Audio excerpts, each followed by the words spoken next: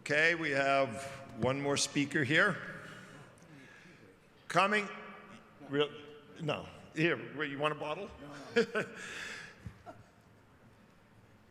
Actually, we were in a meeting Thursday, Wednesday, whatever, and Brian was there, and we were talking about all the people who were going to be here. And one of the names that came up was Brian Philibotte. Brian Philibotte is a club kid. I don't know Brian until tonight. And Brian Tremblay looks at Brian Philibotte's name and he says, Stevie and Brian, brothers, came to this club every single day from the time they were 6 till they were 18. And he says to me, Brian Philibotte was a lifetime project.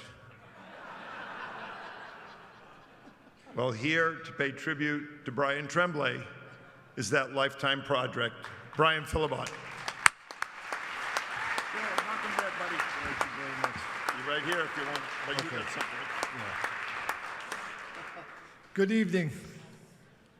Brian and I have spent a long time together. When Steve asked me to come up here, I was honored to share my thoughts about the time I spent with Brian. My memories start as early as 6 or 7-year-old boy when my mother first brought me to the Boys and Girls Club. As I walked in, looked around, it was everything a kid could dream about, everything you wanted to play with and more.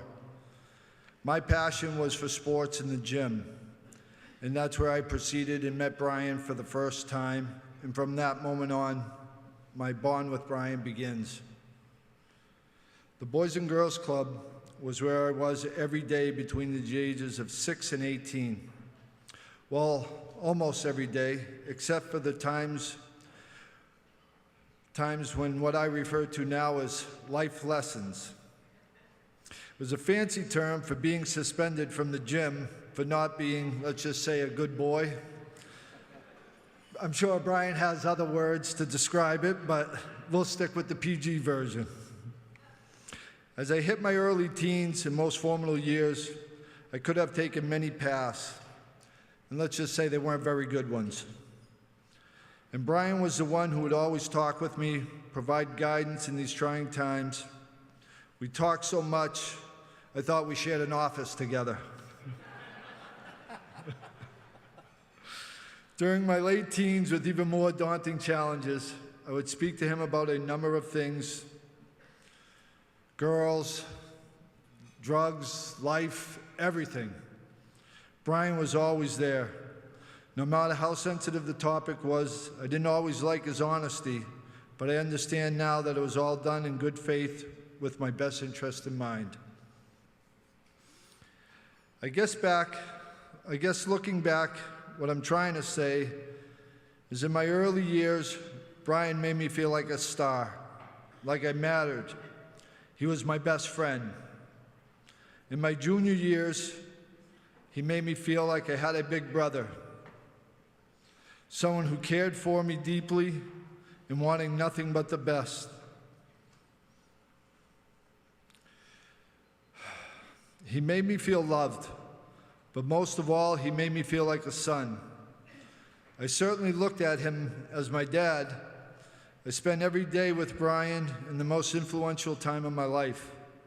For all intents and purposes, he was my dad.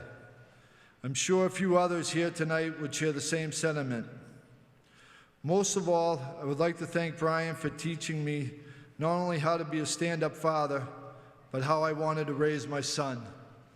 And I thank you, Brian, and I love you always.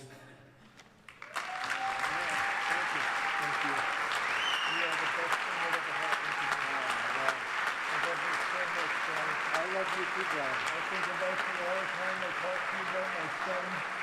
Always. You saved me. I love you.